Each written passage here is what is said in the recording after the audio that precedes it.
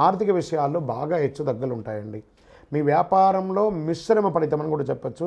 మీ కుటుంబ జీవితానికి కాస్త భార్యాభర్తల మధ్య, అన్నదమ్ముల మధ్య, అక్కచెల్లెల మధ్య స్పర్ధలు వస్తున్నాయి.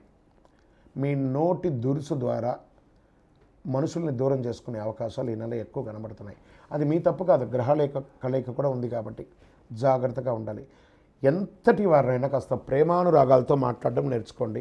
విద్యార్థులు చాలా కష్టపడాలి. ఉద్యోగంలో పై అధికారుల నుంచి ప్రెషర్స్ వస్తాయి. ఆర్థిక సవాళ్ళు విపరీతంగా ఉంటుందని కూడా చెప్పచ్చు. అయితే కొంత సమయం మాస ద్వితీయంలో వ్యాపారం అనుకూలంగా వచ్చి ఖర్చులు పెరుగుతాయి, దానికి తగ్గట్టుగా ఆదాయం కూడా వస్తుంది. ఆరోగ్యంకి వస్తే కాస్త జాగ్రత్తగా ఉండాలని కూడా చెప్పచ్చు. సంతాన యోగం కలుగుతుంది.